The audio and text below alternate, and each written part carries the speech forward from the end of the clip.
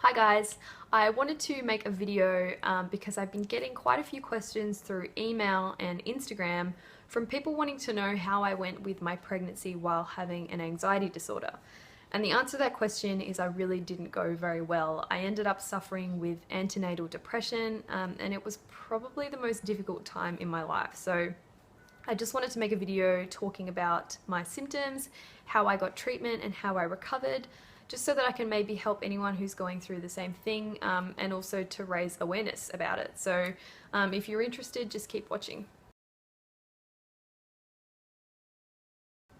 When people hear PND, I think the first thing they think is postnatal depression, and they think it's something that can happen after you have a baby, which is true, but there's more to it than that.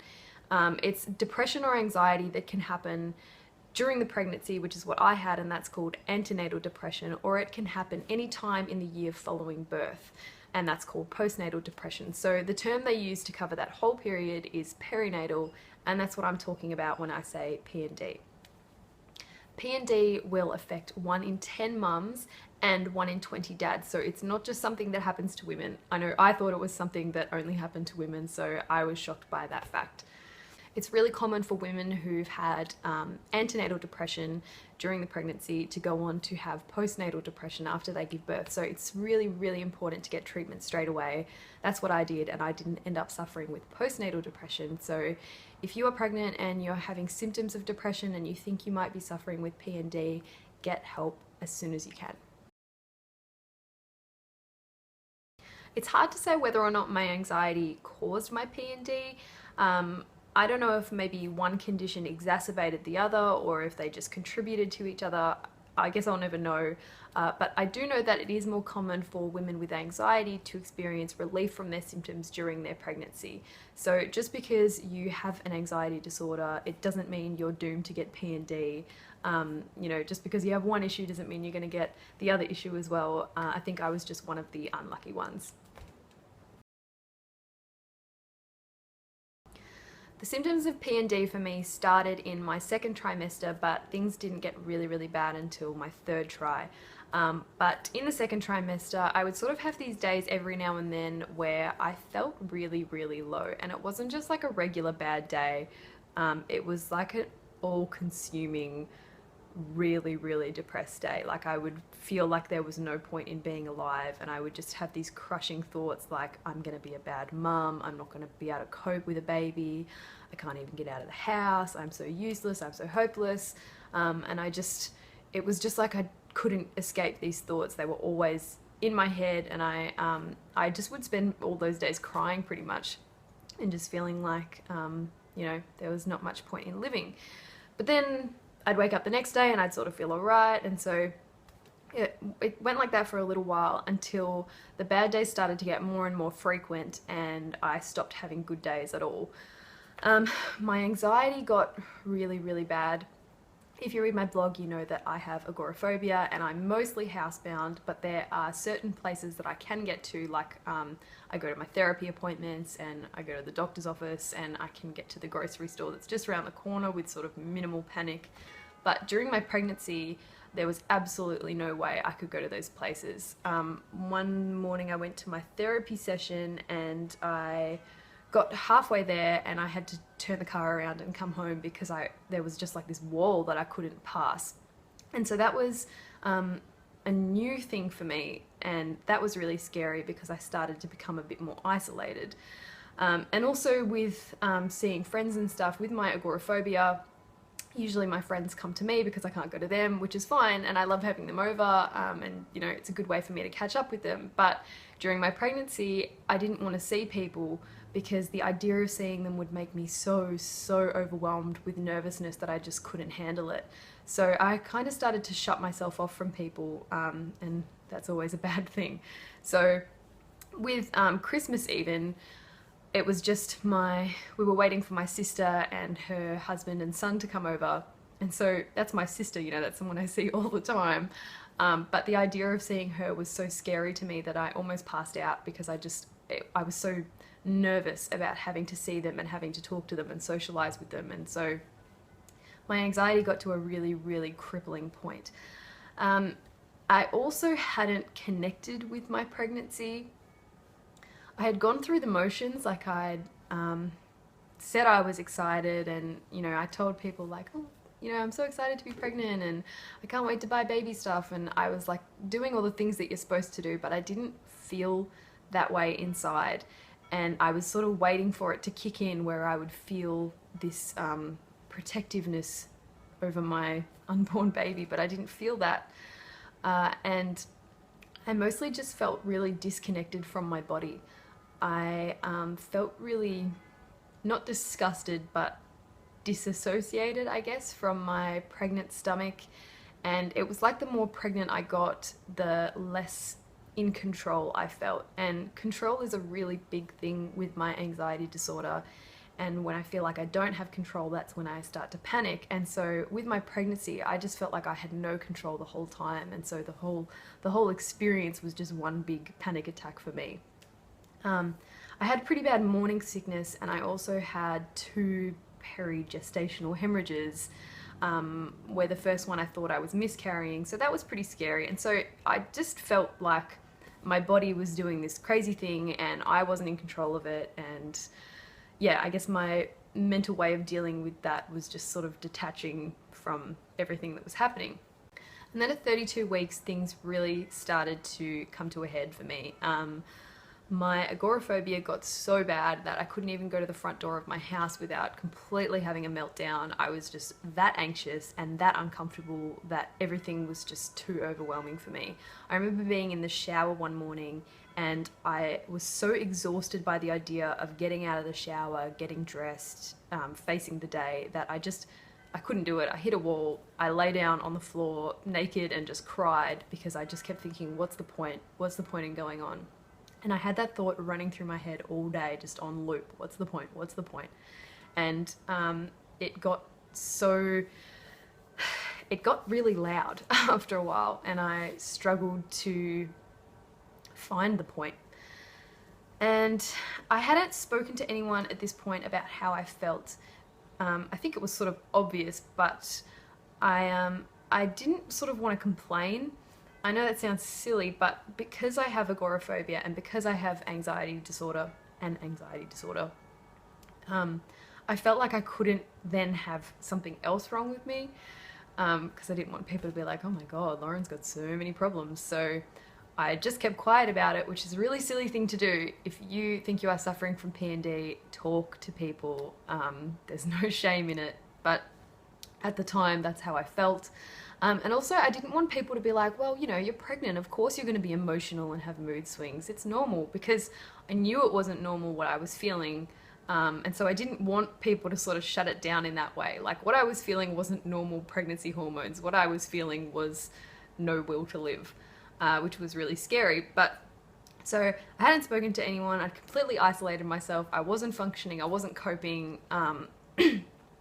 Yeah, I was just in a really bad place. And then I wrote on a pregnancy forum one day about the way I was feeling. I said I wasn't coping and I didn't think I could go on because I wanted to know if anyone else was feeling the same way. And then all these women wrote back and said, I think you might have P&D, you need to talk to someone. And they gave me the phone number for PANDA, which is the Perinatal Anxiety and Depression Hotline in Australia. And I didn't call it straight away. I think it was a couple of days because I didn't want to draw attention to the way I felt. Silly. But then one morning I woke up and I had those thoughts again of what's the point, and I was really worried about what would happen if I kept thinking those things, because it was getting hard to sort of not think that way. So I made the decision to call the PANDA team, and I dialed the number and I spoke to a really lovely intake consultant, I think she's called, and then she asked me a few questions and put me through to a counsellor. And then that's when I started to feel like I had made a terrible mistake, because, you know, suddenly everything was real and there were things happening and it was scary, but it was the best thing I've ever done. The PANDA team were absolutely amazing. They were so nice. They got in touch with my obstetrician, who I hadn't been able to see because I'd been stuck at home the whole time. They got in touch with the local doctor, they got in touch with a perinatal psychiatrist and got me an appointment. But then we came to the first roadblock, which was I couldn't get out of the house to see the perinatal psychiatrist because of my agoraphobia. So we ended up getting a crisis and assessment team involved because they came out to my house, and they came every day for I think a week to check on me. They got me put on some medication, and that was probably the worst time for me. That was the time when it was really hard and I just had to rely on everyone else to function for me because I physically couldn't take care of myself. I stopped eating, I stopped showering, I was an absolute mess. But that was why it was so good that I had that support system in place when I hit rock bottom, because everyone was there to do everything for me and to make sure that I didn't sink any lower. And I'm glad that I went through all of that because it taught me how strong I am and how far I've come. So that's the one positive I can take from that.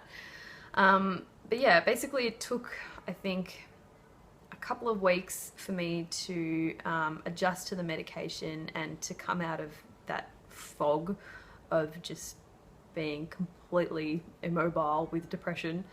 And I think the plan was for me to work up my way to getting to the hospital. The hospital was only a 10 or 15 minute drive from my house, but being an agoraphobic, it may as well have been going to the moon and back. It just seemed so impossible for me. So that was the game plan, and I just had to work up to that eventually.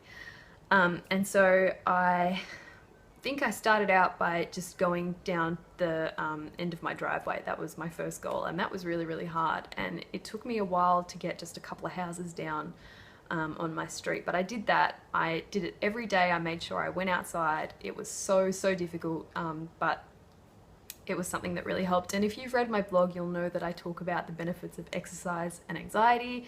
So I'm not going to harp on about that, but that was one of the things that really did help me to get better and to feel a bit more in control.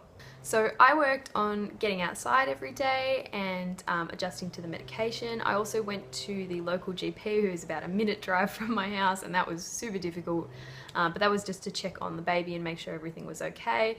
And yeah, I basically just worked on eating food again, showering again, and just trying to get better. And then one day I put makeup on, and that sounds really, really silly, but that's how I gauged that I was getting better, because I suddenly felt like there was a point. So yeah, woke up, put makeup on, and also that day I took a photo of my pregnant stomach, and that was the first time that I'd felt happy with what was happening, and I felt that whole protective mama vibe happening, and I felt like I was in my own body. And so that's a really sort of special photo for me, because I know it's the turning point where my P&D sort of started to get manageable. And then it was about 36 weeks where I finally worked up the courage to make the drive to the hospital, and I got in the back of the car. I'd put headphones on, I had like a hypnosis tape going, I had sunglasses on, I had my eyes shut, I was like curled up into a ball. It was one of the hardest things I've ever done, making that drive to the hospital, but I did it. I got there, and then was can't even make words. The plan was for me to just stay at the hospital until I had my baby. And I ended up having Lila at 38 weeks via C-section. I was so terrified that I was going to have postnatal depression after Lila's birth, but I think what I actually had was the regular baby blues, just maybe a little bit more amplified because of my anxiety. I had maybe a week or two where I cried a lot and I didn't want to eat any food, and I just felt really on edge. And I also remember saying that I was going to give Lila to my parents because I couldn't handle her, but that passed really quickly, and that wasn't a patch on what happened during my pregnancy, so that was really fortunate. And the Panda team also stayed in contact with me, and that was really good because I knew that they were there if things got bad, and I knew that I had this whole support system ready to go, ready to jump into action if I started to feel like I wasn't coping again. So that was that afforded me a lot of peace of mind. So Lila is almost 7 months old, and I think I can say with 99% certainty that I don't have PND anymore, which I'm so grateful for. I still have agoraphobia, I'm still suffering with an anxiety disorder, but I'm working my way through that. And if you want to know more about that, you can go onto my blog, anxietymama.com, where I talk about all my stuff with agoraphobia and exposure sessions and all that kind of stuff. But in terms of PND, I think I'm fully recovered, and I am just so grateful that I got help when I did. The statistics say that roughly 10% of women will experience antenatal depression, so it's a massive thing. It's a lot more common than people think. It's totally normal in your pregnancy to worry a bit or to have some mood swings and feel a bit emotional, but it is not normal to be overwhelmed with thoughts like you can't cope, you want to hurt yourself, or you just don't want to be alive. So if you're feeling any of that, get help as soon as you can. Talk to people, reach out. I know it's scary to do that. I certainly was scared and nervous, or you just might be too proud to ask for help, but there's no shame in it. Everyone goes through some bad stuff. Everyone needs a little bit of help sometimes. And the more we talk about issues like this, the less scared people will be to admit that they're feeling that way. I know it's difficult with pregnancy because it's supposed to be this really amazing time and you're supposed to be excited and happy, but the reality can be very far from that. I know I've always wanted to have kids, and I thought I would really have a great pregnancy. I thought I might be a bit uncomfortable and, have morning sickness and stuff, but I didn't expect to have no will to live. So it can be really jarring and terrifying when you don't feel the way that everyone tells you you're supposed to feel. So I think it's important that we spread awareness about PND and don't make people feel stigmatized or like they're failures as parents because they don't feel as excited or happy as someone else felt. You just need to be a bit more sensitive and a bit more aware of things like this. And yeah, I guess if people talked about depression a lot more, and sorry, that door behind me is really creeping me out. I feel like someone's looking through it. What was I saying? Yeah, I just think people need to be more aware, be more sensitive, and people need to talk about stuff like this more so that people don't feel so weird if they're going through it. It's not something that I was comfortable talking about at the time. It's not even something that I'm super comfortable talking about now, but we need to get comfortable talking about things like this because these things happen to people, and yeah, there shouldn't be any shame in it or surrounding it. So that's pretty much it for my experience with PND. If you want to know any more, you can contact me through email, Instagram, Twitter, my blog, anxietymama.com. I'm going to put links to all of that in the description box below, as well as the phone number for Panda. So if you are suffering or you know someone who's suffering with PND, don't wait any longer, get help right now. Thank you for watching, and also don't be afraid to be the voice.